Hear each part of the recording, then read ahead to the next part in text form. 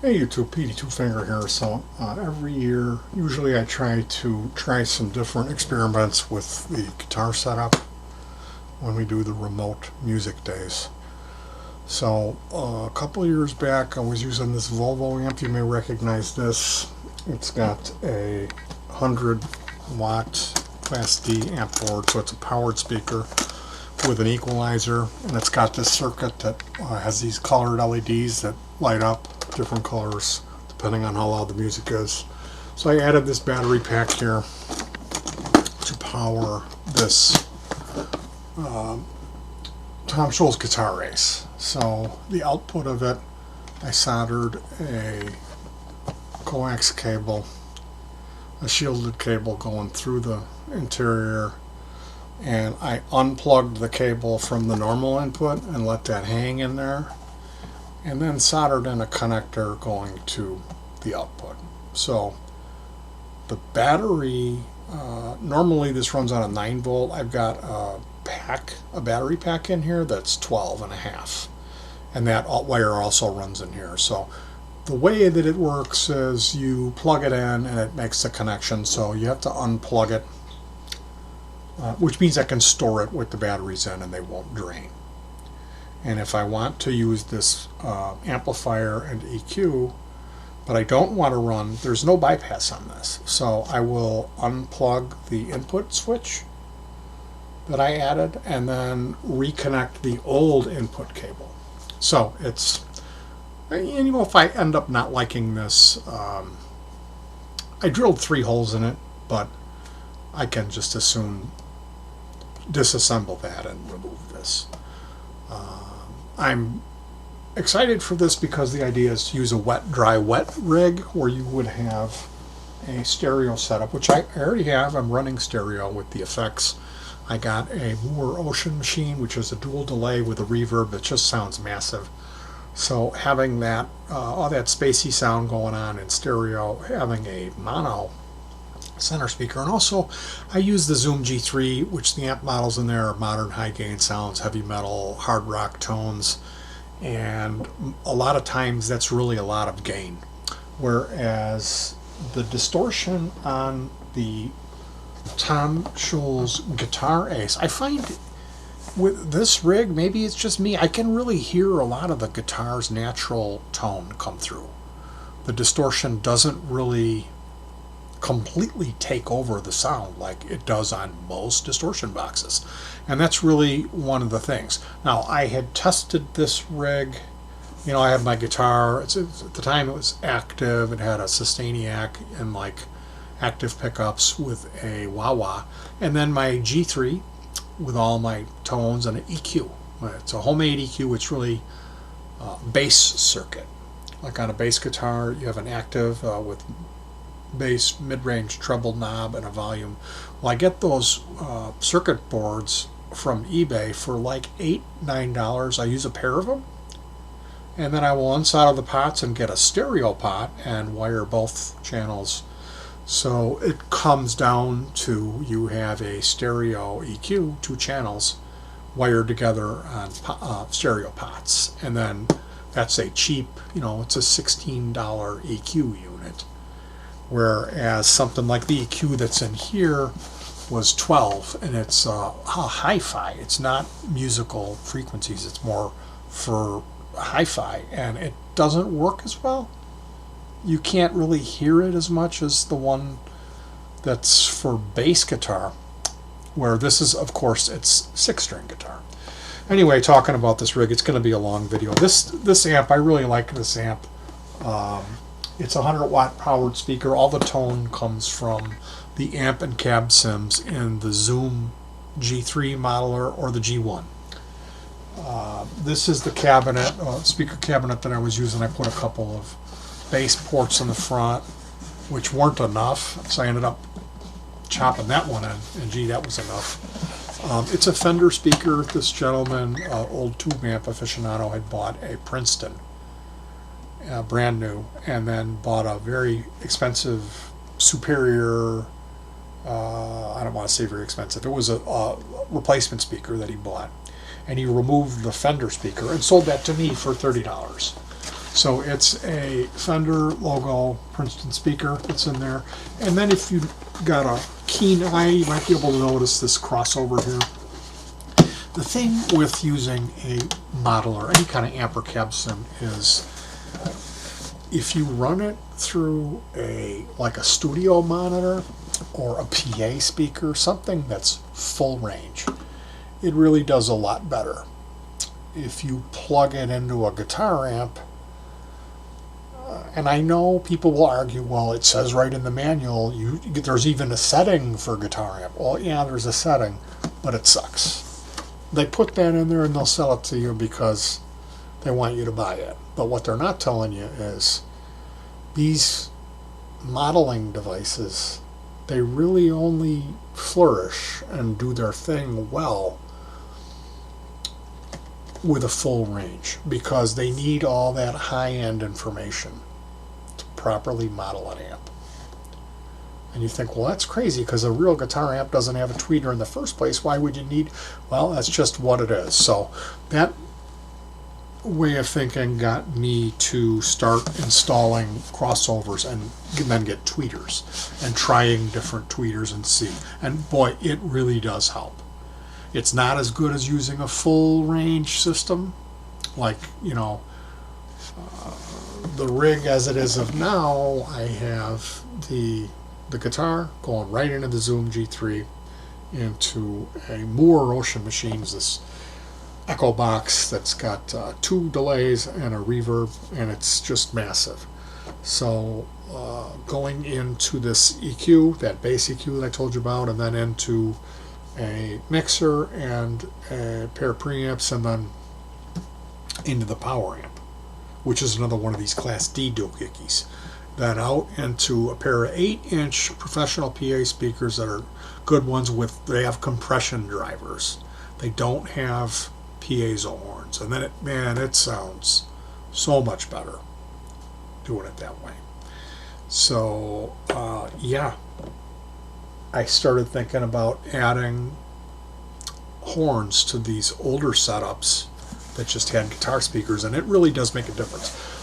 So for one season, maybe it was 2018, 2017, something like that, I used this amp, this cabinet here with this Volvo amp religiously. You can see those videos. And one day I brought with a handful of different distortion devices to try to eliminate my Zoom modeler and see what kind of tone did I get. Because this isn't a guitar amp. Do you need that? Can you just use a distortion? And what I found is no. You really can't. Unless it's an amp in a box type of pedal. The only things that sounded really good were the Digitech DS7 modeler, the distortion modeler. Some of those sounds sounded okay. And that has a special jack out that's a model. It's a cabinet model. So there you go. It's another. The only things that sounded good through these rigs that use these crossovers and tweeters is a modeler, because that's how it works. And then the Guitar Ace. It sounded, to my ear, really great. And now I know people hate on these, and that's because they're comparing them to the X100. And I had a couple of Tom Scholz pedals in the 80s, late 80s. A guy gave them to me because he acided them. The battery acid came out, and I cleaned those up. And so I know, like Hysteria album, that's that modern chorus sound. I know what they sound like. And to tell you the truth, I really like the distortion in the Rockman. I'm not so crazy about the chorus or the echo or any of the other stuff. It's just the distortion. And I built a Rockman. There were, the pros, techs, and experts are, well, let's see. It's a little scoop at 1K and then a boost at 4K. And Tom Scholz was always partial to an 80K bump to let that, and then it's a little high gain distortion, a little buffer here, and it should get you in the ballpark. So after reading all of that, and then I built that Rockman, and it doesn't sound anything like this. Trust me, the Rockman, or it's called a Mockman runoff group, that thing sucks. So what I found was running this Guitar Ace, if you put pedals before it, it really sounds terrible, but you can hear, if you put a dirt pedal with a lot of distortion on it, you can hear what's going on. As you engage the distortion, there's a filter. And there's a semi or heavy switch. And when you switch from semi to heavy, there's more filtering. So as the Rockman adds its gain, its distortion, it's turning the filter up. Or think of turning your treble and your presence down drastically. That's the secret of what this thing's doing. And you won't notice it so much because it's really well designed when you're clicking those switches, but if you put something in front of it and then engage them, you can totally hear what it's doing. So what I really like about it, well, I don't know yet. I did all these modifications and I'm here stuck in my apartment after midnight. I could barely test it. I will know when I take it out and use it in conjunction with the stereo. So it will be wet, dry, wet. It'll be 3 speakers. The left PA speaker with all the echo and the modeling. It's just insane gain, modern metal tones. And then I'll have the dry in the middle, which is gonna, the guitar ace to me lets the guitar's natural tone really come through. It's not so much like when you hit a distortion pedal and everything goes away and it's just, it's all just dirt.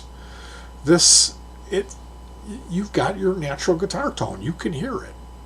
And that's why I'm really excited about this. I will probably use it in conjunction with an EQ, one of those bass EQs. I have one built on a pedal, a mono one. And that's a great tone shaping tool for cheap.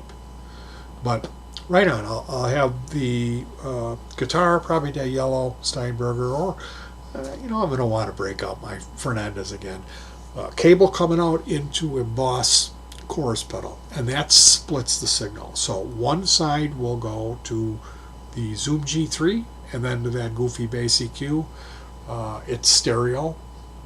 I can't forget coming out of the Zoom G3 into the Moore Ocean machine for all those fancy tap tempo super delay effects, and then into the pair of stereo PA speakers, and then in the center we're going to have this cabinet with a tweeter that I can unplug that tweeter from this port. If it's sounding a little fizzy, I can just kill that tweeter, or there's the EQ on this thing. But yeah, pretty much I'm just going to go right into that chorus pedal and come out.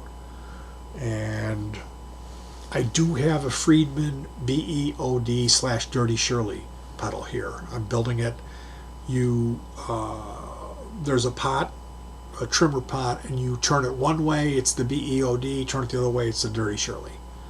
So when I get done with that, that's an amp in a box. Then what I will do is try running that through this amp. I will bypass this, and I will bypass the tweeter, and we'll see, what are we getting. Is this thing gonna go bye-bye and I'll end up sticking with this wet dry wet rig but using the Dirty Shirley instead? Or is the Rockman guitar ace gonna win out?